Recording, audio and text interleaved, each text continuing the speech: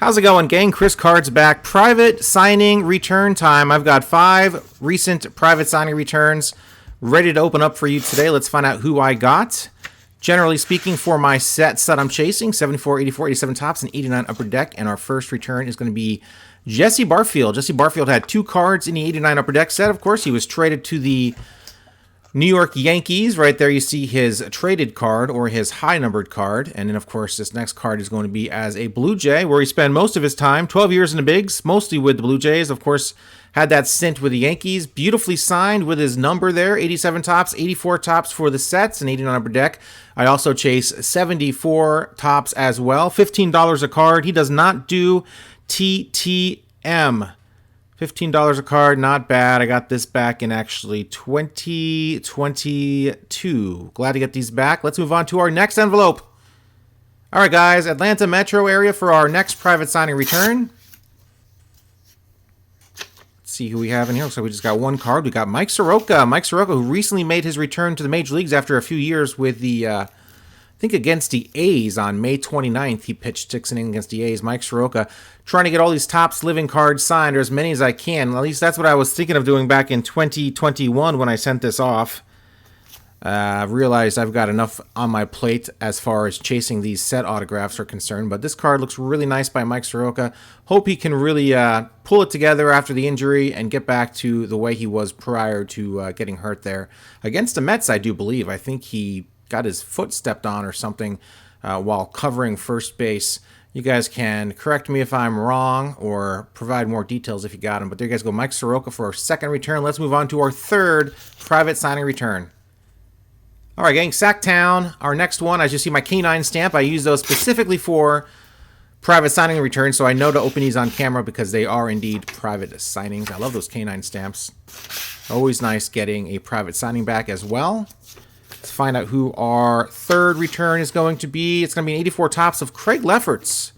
Craig Lefferts got this quite a few years ago, actually, 2020. It was $20 through, I'm not sure what private signing company I used, but he's now about $15 for private signings. For whatever reason, I got I paid $5 than most people do for private signings. So glad to get this 84 Lefferts back for the set. Great signature from him. Like I said, 2020.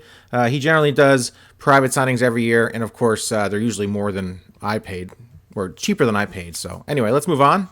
Private signing return number 4. Boston, Massachusetts, our 4th return. Blowing right through these guys. These are generally one of my quicker videos where I basically just run these cards down real quick. Let you know how often these guys sign, and that's pretty much it. We got Oil Can Boyd, and we got a COA from Oil Can Boyd, and of course, cardboard promotions here with the date of the signing on the COA as well. There you guys go.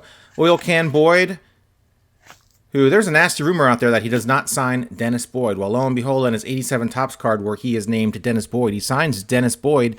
And on his 89 upper deck card, which is labeled Oil Can, he signs Oil Can Boyd. So there you guys go. $9 a card. Thought that was pretty reasonable. I did send to him in 2018. He was signing quite a bit in 2018. I never got those cards back, so I thought, let's pay the freight. $9 a card, not terrible. Sent them off, got them completed for the sets. Nice to get these done. Beautiful signature from Oil Can. I think this was my second attempt at a private signing from him. He had a private signing probably last year that kept getting delayed. I think it was delayed 2 or 3 times, and finally we got it canceled and our cards were sent back. So kind of annoying. Finally happy to get these done. Maybe the price reflects kind of what a pain in the neck it's been, so I'm not quite sure, but $9 a card, not bad. Again, I was thinking, what am I going to have this guy inscribe? Because usually if the private signing is cheap enough, I want an inscription on the card, but I could not for the life of me figure out what to have him inscribed. So no inscription, just a signature.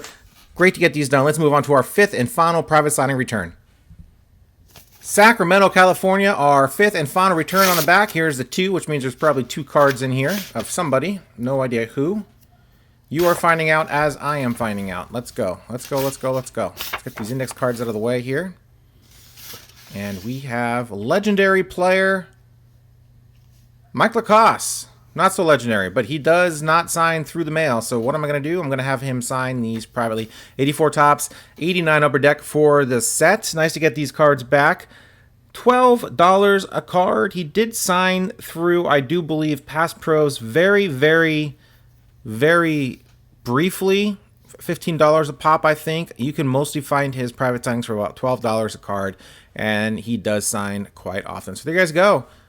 5 private signing returns from all over the map here. Jesse Barfield, Mike Soroka, Mike Lacoste, Greg Leffert, and Oil Can Boyd. If you're interested, Baseball Private Signings Facebook group is where I get a lot of my signing information, as well as sportscollectors.net. Their private signing tab is also very invaluable.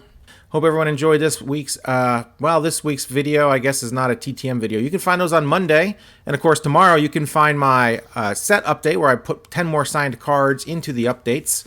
Maybe one of these cards will go in there, maybe not. But thanks, guys, again for joining me. Hope everyone has a great weekend. See ya.